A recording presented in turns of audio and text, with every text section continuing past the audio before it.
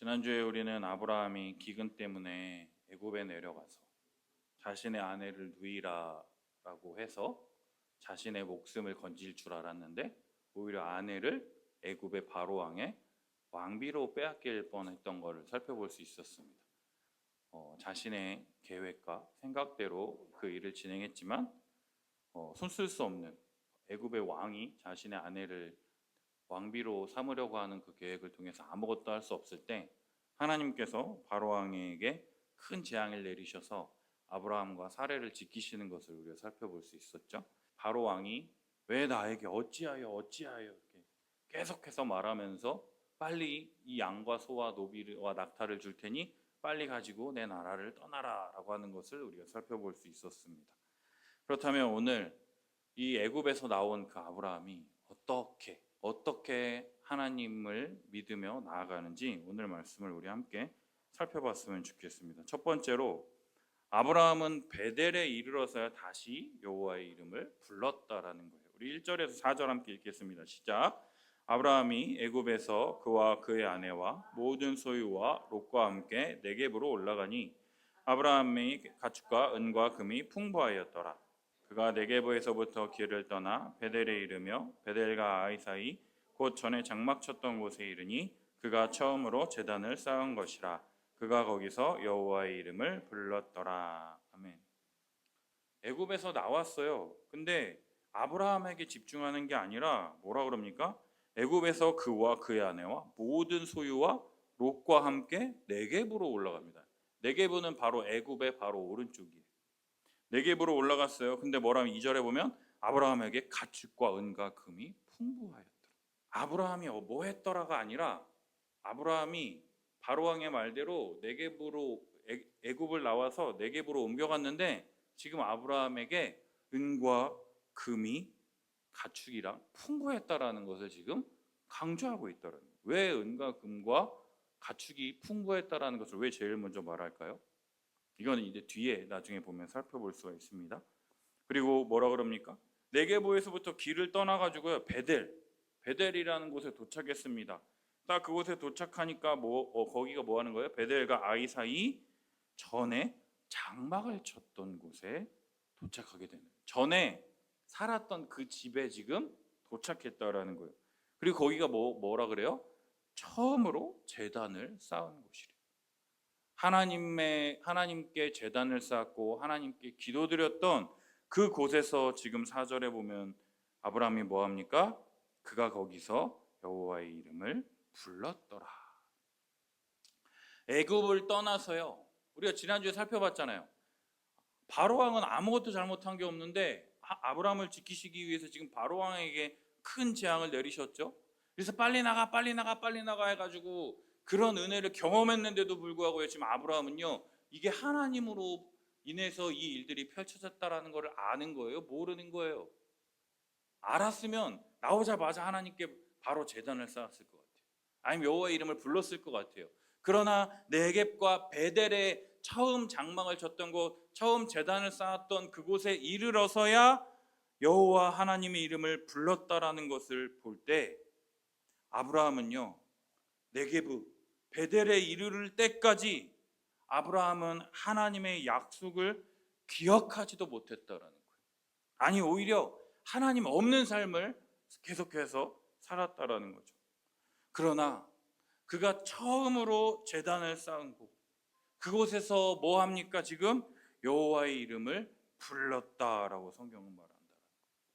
이것은요 전에서 말했던 여호와께 기도했다 이 수준이 아니라 오히려 하나님께 예배를 드렸다라는 것으로 해석할 수 있다는 거예요. 왜냐? 베델에서 애굽까지 왕복 300km가 넘는 그 긴 여정을 통해서 내게 약속을 주시고 반드시 이루시는 하나님에 대한 나를 지키시는 하나님이었다라는 것을 여기에서 생각하고 기억하고 믿음으로 예배를 드렸다라는 거예요. 여러분, 우리의 신앙이요 계속해서 하나님을 찾고 의지하면 좋겠지만요 아브라함처럼요 하나님에 대해서 기억조차 하지 못하고 살다가 처음에 제단을 쌓은 것, 그곳에서 여호와의 이름을 불렀다라는 것. 거기에서 하나님께 예배를 드렸다라는 그것. 그 굉장히 우리에게 중요한 의미가 있다라는 거예요. 내가 처음 하나님을 만난 곳. 그곳에서 하나님의 이름을 부르는 것. 그것이 바로 우리 믿음의 시작이라는 거예요. 과거의 나의 상태가 어땠고 지금 현재 내가 어땠는지 모든 것을 떠나서 지금 내가 있는 그 자리에서 하나님을 부르고 찾는 것, 하나님은 우리에게 그것을 원하신다라는 것이죠. 이번 주 금요일 6시에 눈이 딱 떠졌어요. 그 전날에 아내가 뭐 회사에서 이러쿵 저러쿵 해가지고 막 대답이 와가지고 어떻게 해야 하냐고 막 불안해하고 염려하니까 내가 걱정하고 염려하는 건 괜찮은데 아내가 막 이렇게 막 불안해하니까 안타까워가지고 그냥 아내를 위해서 이렇게 기도하게 되더라고요. 이거는 내가 할 수 있는 영역이 아니잖아. 그래서 또 앞 일이 어떻게 될지 우리는 모르죠. 내일 일이 어떻게 될지 모르잖아. 그러니까 우리가 하나님께 기도하는 거예요. 하나님, 잘 될 수 있도록, 선하게 될 수 있도록 선하신 하나님 우리를 좀 도와주십시오.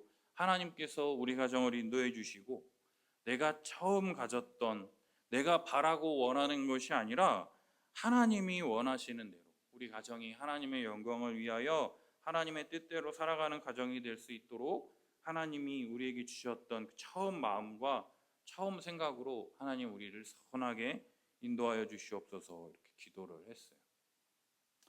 많은 사람들이요 아브라함에게 가축과 은과 금이 풍부했다라고 하는 이것이 앞에 딱 나오잖아요. 그러니까 이거 보고 나도 아브라함처럼 좋겠다 이랬으면 좋겠다라고 생각하는 사람들이 많이 있습니다.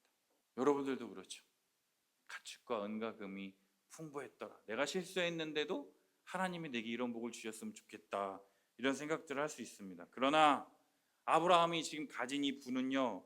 역설적이게도 아브라함의 믿음 없음.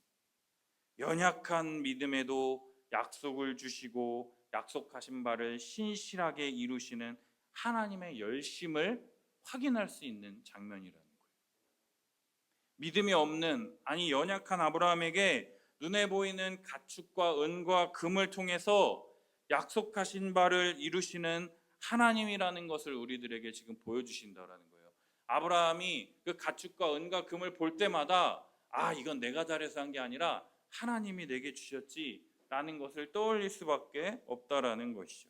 나의 믿음 없음과 연약함으로부터 하나님께서 내게 약속을 신실하게 지켜주심을 통해서 바로의 위협으로부터 벗어났을 뿐만 아니라 오히려 막대한 재산까지 얻어서 지금 애굽을 나온 이 아브라함의 이 경험을 통해서 눈에 보이는 이 재물도 얻었는데 하나님이 아브라함에게 약속하신 눈에 보이지는 않지만 이 눈에 보이는 것과 상상할 수도 없을 정도로 커다란 하나님의 복과 은혜를 얻을 것이다라고 하는 이 하나님의 약속을 믿음의 눈으로 점점 바라볼 수 있도록 이 가축과 은과 금이라고 하는 이 작은 은혜를 지금 아브라함에게 지금 허락해 주고 계시다라는 거죠.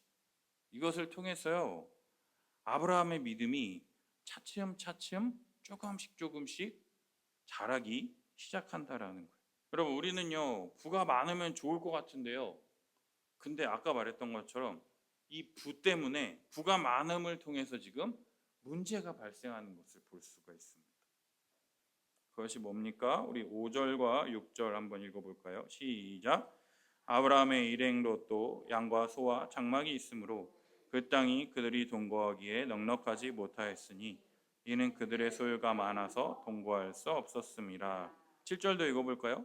그러므로 아브라함의 가축의 목자와 롯의 가축의 목자가 서로 다투고 또 가나안 사람과 브리스 사람도 그 땅에 거주하였는지라. 아멘.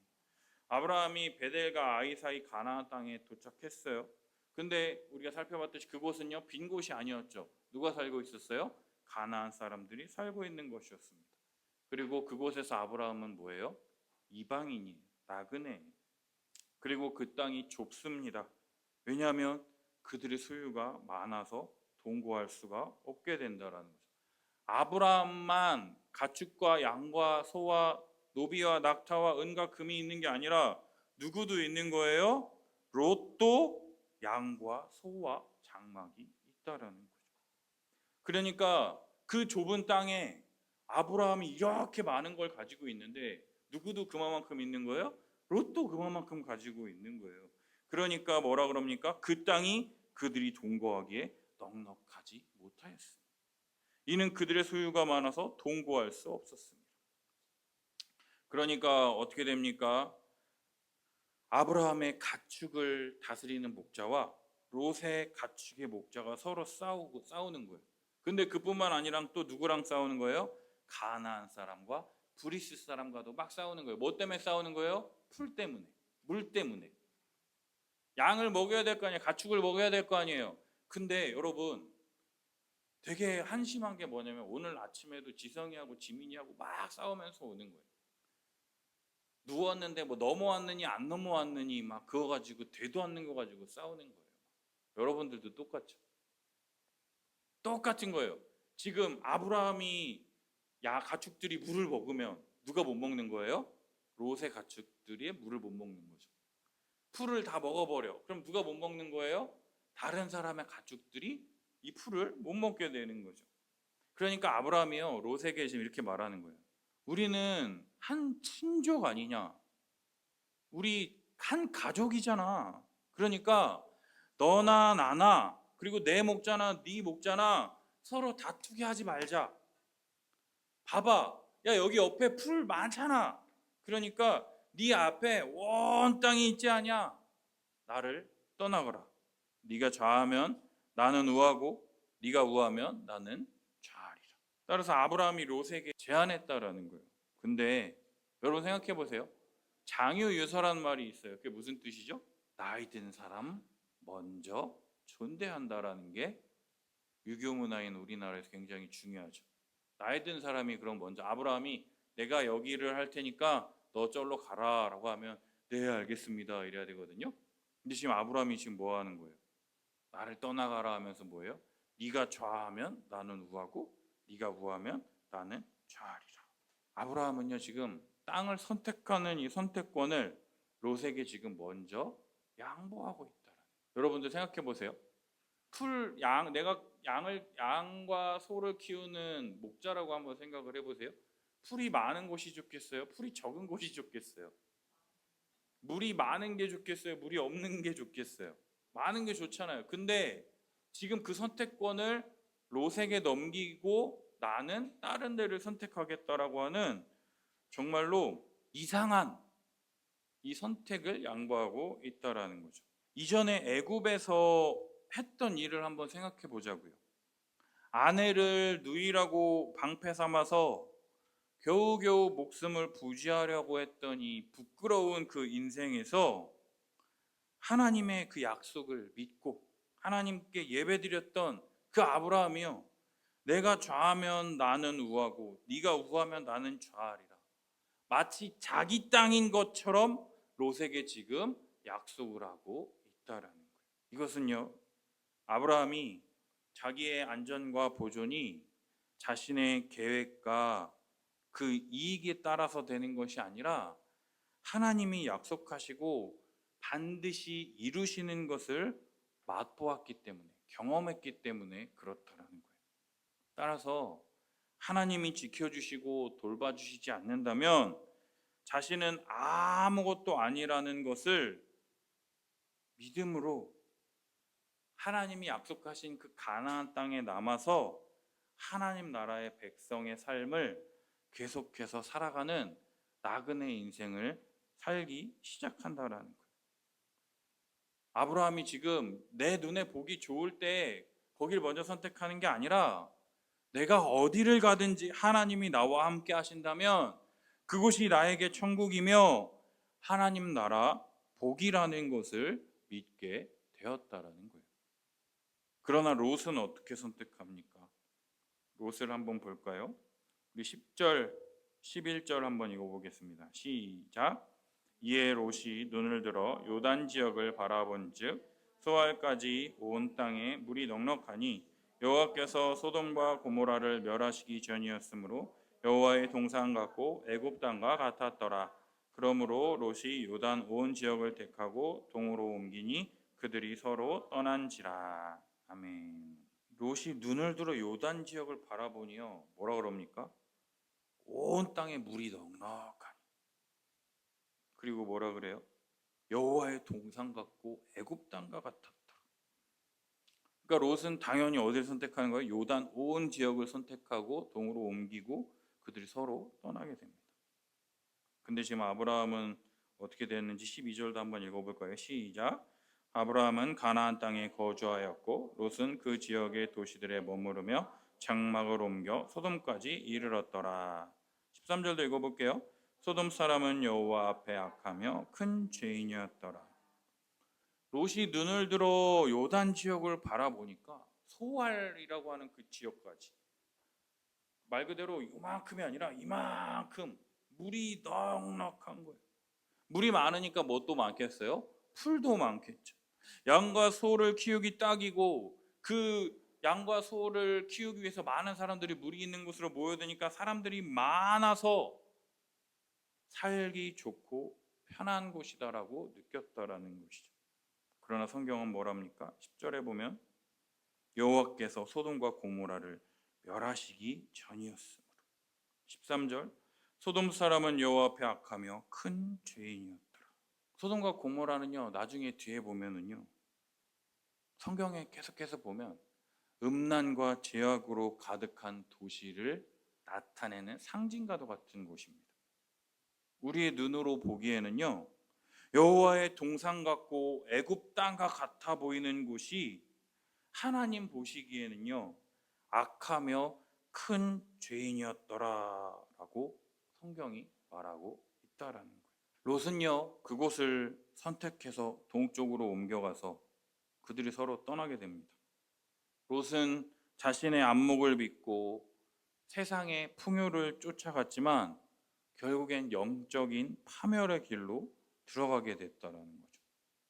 그런데 아브라함은요, 계속해서 가나안 땅에 거주하며 롯은 그 지역에 머무르다가 장막으로 옮겨 소돔까지 이르게 되는 것을 볼 수가 있다라는 거예요. 아브라함이 하나님의 약속을 얼마만큼 신뢰했는지는 모르지만 가나안 땅에 계속해서 남아 있고 롯은 자신의 눈에 보기 좋은 곳을 선택해서 떠났습니다. 너는 너의 고향과 친척과 아버지의 집을 떠나 내가 내게 보여줄 땅으로 가라. 하나님의 말씀을 따라서 하란을 떠나서 가나안 땅으로 이동했습니다. 그러나 친척, 아브라함의 친척이 누구예요? 조카 롯이죠. 아들이 없는 이 아브라함에게 이 조카 롯은 마치 내 아들과 같은, 따라서 아들같이 여기는 롯을 항상 옆에 데리고 다녔습니다. 하나님의 약속을 온전히 신뢰하지 못했기 때문에 눈에 보이는 내 아들과 같은 이 롯을 내가 책임져야 된다라고 하는 그것으로 롯을 계속해서 데리고 있었다라는 거예요. 하나님은 아브라함의 이 연약함을요, 깨트리지 않으셨습니다. 오히려 애굽에서 막대한 재물을 얻게 하시는 이 방식을 통해서 이 재물 때문에 아브라함이 그토록 붙잡고 싶어 했던 롯과 더 이상 함께 살 수 없는 환경을 만드신다는 거예요. 아브라함이 스스로 끊어내지 못한 인간적인 그 의지의 대상인 롯을 하나님께서 환경과 상황을 이렇게 막 이끌어 가심을 통해서 서로 결벌하게 되는, 하나님이 강권적으로 아브라함의 삶에 개입하셔서 롯을 분리해 내셨다라는 거예요. 사랑하는 여러분, 아브라함이 이 롯과 결별을 통해서 하나님이 우리에게 주시는 위로는, 또 은혜는 무엇입니까? 때로 우리는요, 우리 인생에서 찾아오는 이 갈등, 소중한 사람들과의 이별, 또한 계획했던 일들이 잘 안 되거나 어려울 때 우리들의 반응이 뭐냐면, 내가 뭘 잘못했지? 내가 무슨 죄를 지었지? 막 이렇게 생각하기 쉽습니다. 그러나 이것은 우리의 믿음이 없어서가 아니라, 우리가 믿음이 없어서 받는 저주가 아니라 하나님이 우리 인생에 개입하셔서 우리가 은밀하게 의지하고 붙잡고 있는 것들을 끊어내시는 하나님의 은혜의 손길이라는 것을 경험할 수 있다라는 거예요. 아브라함은요, 끝까지 롯을 놓지 못했습니다. 하지만 하나님은 신실하게 너의 고향과 친척과 아버지의 집을 떠나 내가 내게 지시할 땅으로 가라 라고 말씀하셨던 것처럼 아브라함 혼자 진짜 나그네로서 하나님 한 분만을 의지해야 하는 그 믿음의 자리에 서게 하신다라는 거예요. 네 옆에 네 혼자서 하나님을 의지하면서 믿음으로 발걸음을 내딛어야지 네 옆에 너도 못 챙기면서 네가 누굴 돌본다라는 거야. 걔는 내가 책임질 테니까 너는 일로 와 라고 하면서 혼자 서야 하는 그 믿음의 자리에 서게 하신다라는 거예요. 우리들도 마찬가지예요. 우리는 날마다 롯처럼요, 눈에 보기 좋은 소돔을 선택하려 합니다. 세상의 풍요를 쫓아가고 하나님 외에 다른 방패 마귀를 끊임없이 붙잡으려고 기웃기웃거립니다. 뭐 더 좋은 거 없나? 뭐 더 신선한 거 없나? 뭐 더 새로운 거 없나? 내 눈에 여호와의 동산과 같고 애굽 땅처럼 보이는 이 세상의 가치관에 속아서 우리의 영적인 눈이 어두워질 때가 얼마나 많습니까? 그럼에도 불구하고 눈에 보기 좋은 대로 선택하며 죄악의 구렁텅이인 소돔으로 걸어 들어가는 우리를 구원하시기 위해서 예수 그리스도께서 이 땅에 오셨다라는 거죠.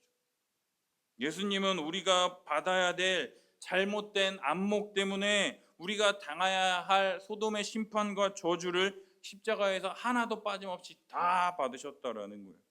그리고 우리 인생에 찾아오셔서 우리가 붙잡고 있는 세상에 썩어질 모든 것들을 끊어버리시고 영원히 썩지 않는 하나님의 나라의 약속을 우리 손에 꽉 쥐어주신다는 거예요. 사랑하는 여러분, 내 삶에 뜻하지 않은 어려움과 힘듦이 찾아올 때 낙심하지 마십시오. 내가 내 인생을 컨트롤하지 못하는 그 순간에도요, 하나님은 쉬지 않고 내 삶에 개입하고 역사하고 계시다라는 거예요. 내가 생각하지도 않을 때 성령께서 말할 수 없는 탄식으로 우리를 위하여 간구하신다라고 하는 것처럼 내가 붙잡았던 롯은요, 자기 눈에 보이는 것에 좋은 대로 다 찾아서 선택하고 떠나가 버립니다. 하지만 나를 끝까지 떠나지 않으시고 당신이 약속하신 그 구원을 이루어 가시는 신실하신 하나님이 나와 항상 함께 계시다라는 거예요. 고향과 친척과 아버지의 집을 떠나 내가 내게 지시할 땅으로 가라라고 하셨잖아요. 아브라함이 미적미적거리잖아요. 하나님이 분리시키시고 아브라함이 하나님만을 의지하며 나아갈 수 있도록 하나님께서 직접 일하신다라는 거예요. 마지막 세 번째로요. 하나님은 조카 아들과 같던 롯이 떠나니까 마음이 어떻겠어요? 헛헛했겠죠. 그러한 그 아브라함에게 찾아오셔서 다시금 하나님의 언약을 상기시키시며 눈과 귀와 손과 발과 모든 우리의 오감을 사용해서 다시금 하나님의 약속을 믿을 수 있도록 은혜를 베풀어 주시는 것을 우리가 볼 수가 있습니다. 우리 14절하고 우리 15절 한번 읽어볼까요? 16절, 14절에서 16절까지 읽어보겠습니다. 시작. 롯이 아브라함을 떠난 후에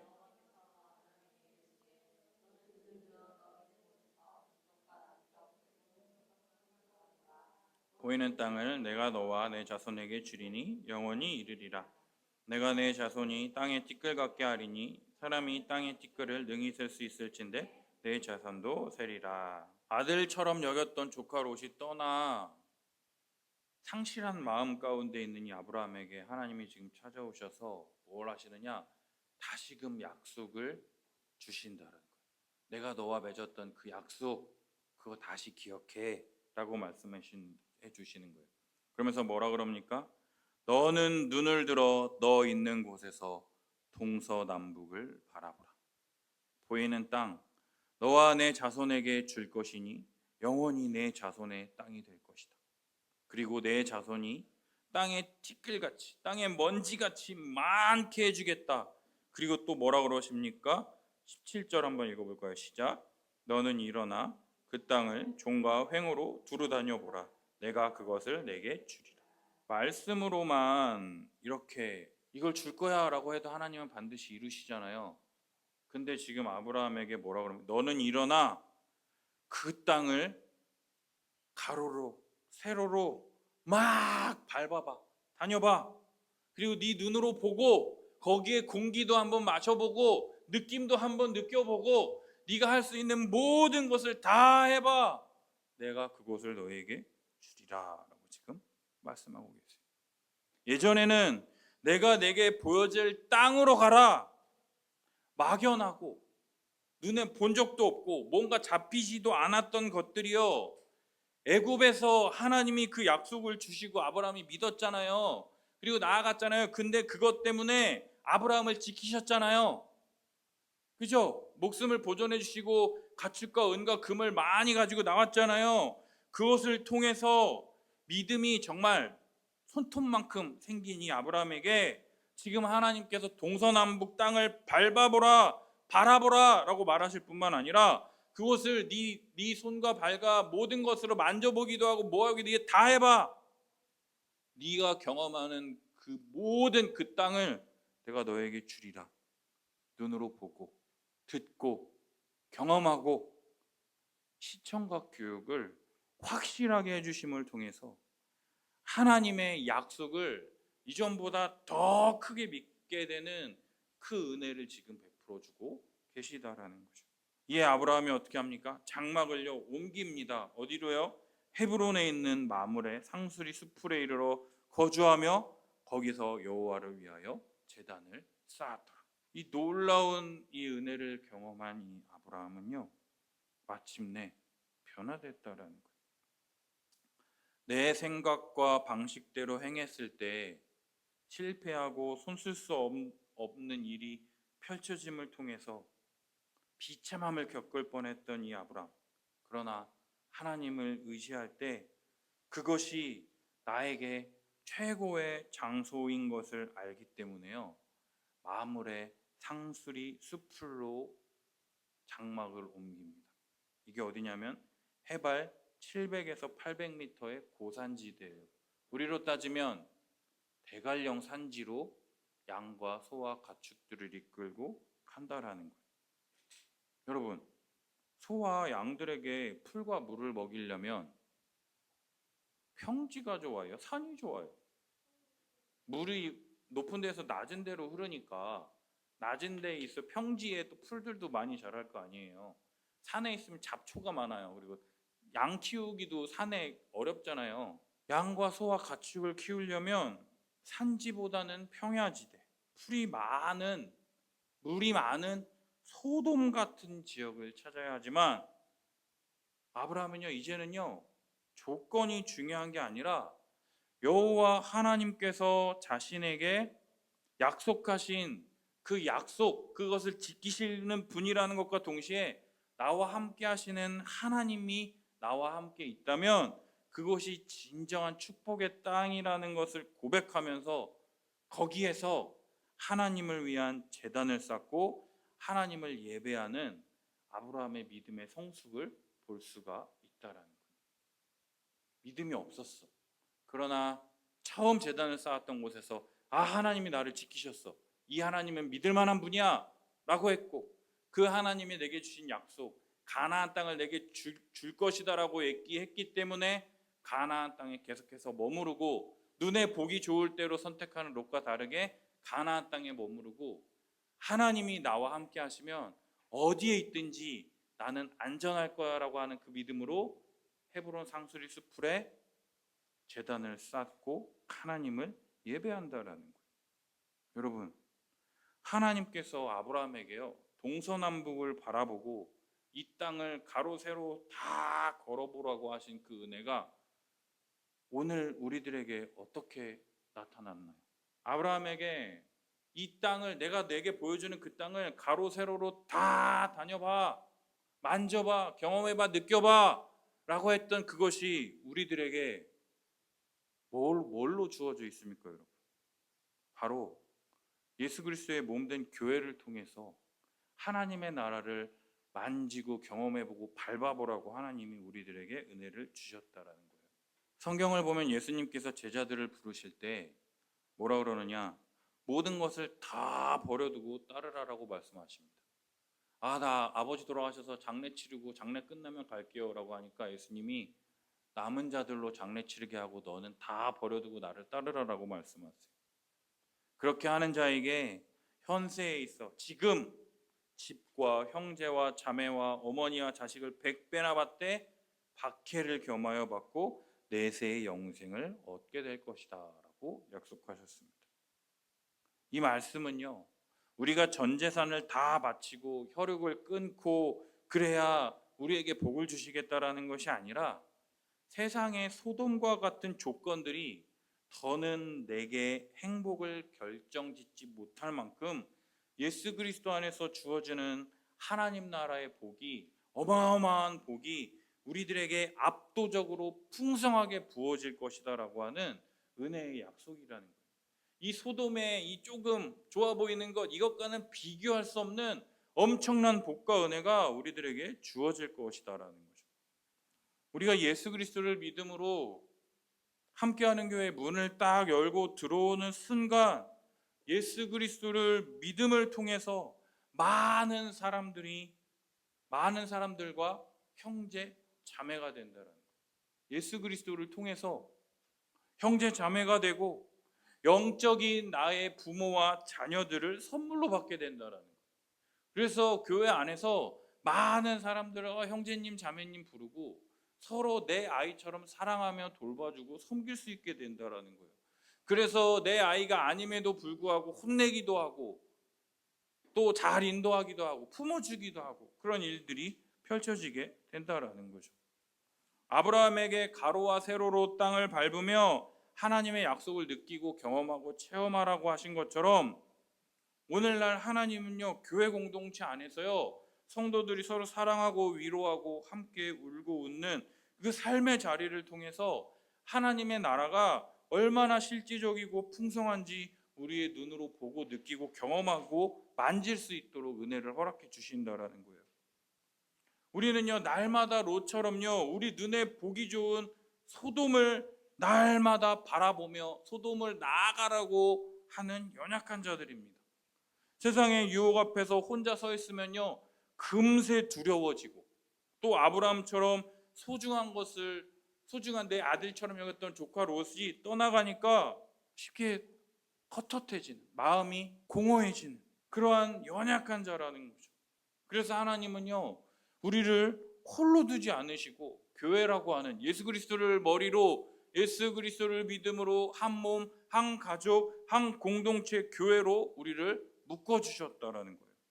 내가 낙심해서 기도할 힘조차 없을 때 나를 위해서 나의 손 잡아주며 기도해주는 이 지체의 기도를 통해서 나의 이 척박한 이 삶, 이 헤브론 같은 대관령과 같은 풀도 없고 물도 없고 아무것도 없을지라도 말씀을 통해서 위로를 받고 정말로 말씀을 통해서 믿음으로 살아가는 저 사람이 나를 위해 기도해주고 그 사람이 나를 격려해주며 권면해주며 또 저 사람이 나보다 더 힘들대 어떻게 저 사람은 저렇게 살아가는 거지? 라고 하면서 그 믿음으로 살아가는 그 사람들의 간증을 들으면서 우리 가운데 살아계신 하나님, 정말로 신실하게 우리에게 주신 그 약속을 이루어 가시는 그 하나님을 보고 느끼고 경험하고 만져보라고 우리들에게 말씀하고 계시다라는 거예요. 우리 함께하는 교회는 이러한 비전을 꿈꿨으면 좋겠어요. 예수 그리스도의 십자가 복음의 그 은혜를 정말 풍성하게 누려서 정말 어렵고 힘들 때 그냥 세상의 가치관이 아닌 정말로 하나님의 약속을 믿음으로 한 걸음, 아니 반걸음 믿음으로 내딛는 이 아브라함과 같은 믿음의 성도들로 건강하게 잘 세워졌으면 좋겠어요.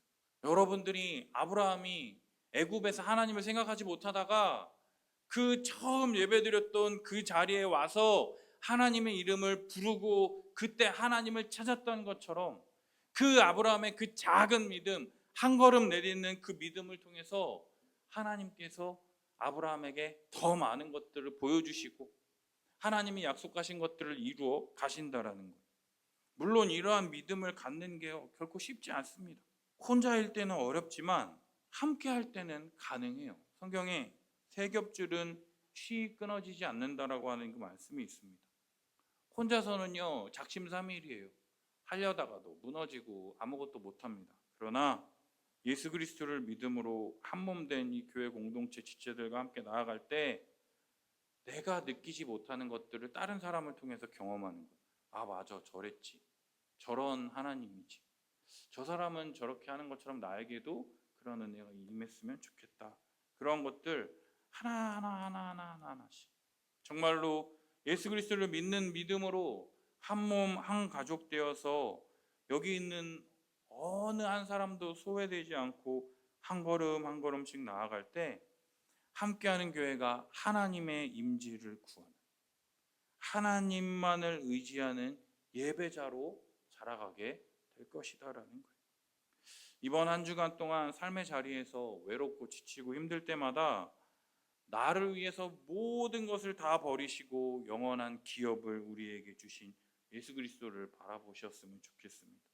그리고 우리에게 선물로 주신 이 교회 안에서 이 지체들과 함께 정말 우리에게 주어진 가로 세로를 다 두루 걸으며 정말로 만져보고 느껴보고 경험했으면 좋겠어요.